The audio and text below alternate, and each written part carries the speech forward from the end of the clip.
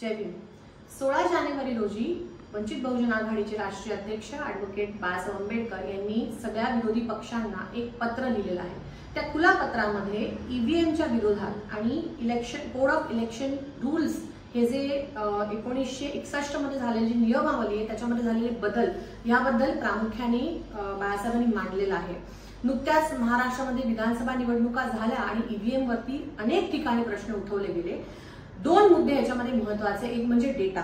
20 November रोजी निवडणूक आयोगाने इलेक्शन झाल्यानंतर 5 वाजता जी आकडेवारी सांगितली त्याच्यामध्ये असं सांगितलं गेलं की 58.22% एवढं मतदान झालंय आणि 23 नोव्हेंबरला म्हणजे मतदानाच्या एक दिवस आधी तो आकडा वाढवून सांगण्यात आला की 66.05% म्हणजे 7.5% अधिक मतदान हे तिथे जोडलं गेलं। हे फक्त मतदान टक्क्यामध्ये बघू नका, आपण जर मतांमध्ये बघितलं तर तब्बल 75,97,000 मतं इथे वाढलेली दिसतात।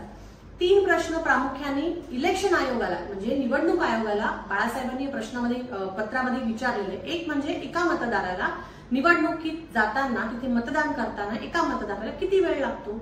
दुसरा प्रश्न त्यांनी जो विचारलाय की जिल्हा निवडणूक अधिकारी आणि रिटर्निंग ऑफिसर यांनी मतदानाच्या दिवशी संध्याकाळी 5 आणि 6च्या मध्ये जे मतदान झालं त्याची काही आकडेवारी रेकॉर्ड केलेली आहे का, असेल तर ती आकडेवारी त्यांनी जनतेपुढे ठेवावी। तिसरा एक प्रश्न जो त्या पत्रामध्ये विचारला गेलाय तो म्हणजे रिटर्निंग ऑफिसर जे असतात त्यांनी संध्याकाळी 6च्या आत जे कोणी त्या वोटिंग स्टेशनच्या आवारामध्ये आहेत त्यांना टोकन देण्याची एक पद्धत असते, ते टोकन मिळालेले लोक 6 नंतरही जाऊन मतदान करू शकतात। महाराष्ट्राच्या सगळ्या पोलिंग बूथवरती एकूण किती टोकन वाटले गेले याचा काही तपशील निवडणूक आयोग देते का, असाही प्रश्न बाळासाहेबांनी त्या पत्रामध्ये विचारलेला आहे। तुम्ही सगळ्यांनी विचार करण्याची गोष्ट आहे की फॉर्म 17 बद्दलची जी संदिग्धता आहे ज्याच्यामध्ये निवडणूक आयोग कुठलाच डेटा द्यायला तयार नाही, त्या सगळ्या प्रश्नांना घेऊन हे पत्र बाळासाहेबांनी लिहिलेलं आहे।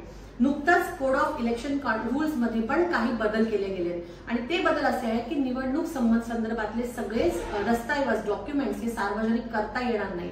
त्यामुळे निवडणूक आयोगाने किंवा सरकारने हे सांगितलं पाहिजे की निवडणुकीच्या सगळ्या पारदर्शक प्रक्रियेमध्ये असं लपवण्यासारखं काय आहे।